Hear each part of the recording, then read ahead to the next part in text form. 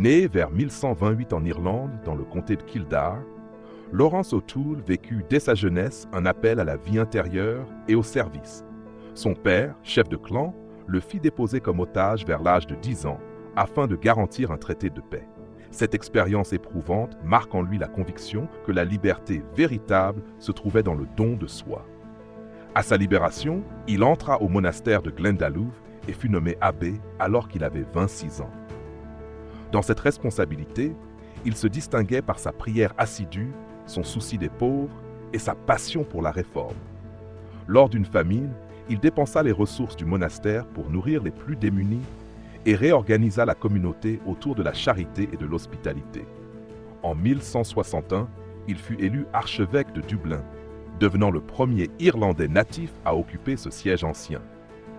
Il hérita d'une église marquée par les tensions, tant internes qu'externes, les invasions normandes, les conflits entre clans irlandais et les pressions de la cour anglaise. Face à ces défis, il sut se faire artisan de paix et de dialogue.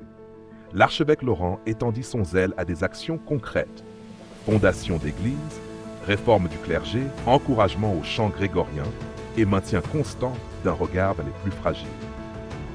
Il disait à ses prêtres: « Assistez à votre prochaine messe comme si c'était la première, la dernière et la seule. » Ainsi, il insistait sur la valeur sacrée de la liturgie, sur l'engagement de chaque fidèle et sur l'obligation de cohérence entre la foi professée et la vie vécue.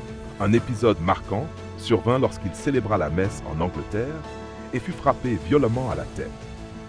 On dit qu'il demanda de l'eau bénite, l'appliqua à sa blessure et continua la célébration comme si de rien n'était, signe de son inébranlable fidélité à l'Eucharistie.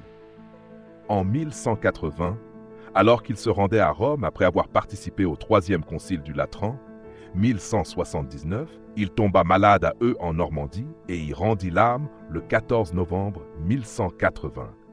Il fut canonisé le 11 décembre 1225 par le pape Honorius III, en reconnaissance de sa vie d'authentique pasteur, de son œuvre de paix et de médiation et des nombreux miracles attribués à son intercession. Son héritage demeure vivant, patron de l'archidiocèse de Dublin, et invoqué particulièrement pour les personnes souffrant de blessures à la tête ou de troubles neurologiques, rappel de sa propre blessure. Dans notre monde contemporain, marqué par la polarisation, l'urgence et la précarité, Saint Laurent nous rappelle que la réforme de l'Église commence par la vie personnelle, par une prière intérieure solide, par l'accueil de l'autre et par un service concret des pauvres. Il nous invite à entrer dans la liturgie avec un cœur neuf, à vivre chaque messe comme si elle était la première, la dernière et la seule, mais aussi à faire de notre vie un don véritable. Puissions-nous, inspirés par son exemple, renouveler notre engagement à être artisans de paix, médiateurs entre les divisions, serviteurs de l'humanité et témoins de l'amour du Christ. Amen.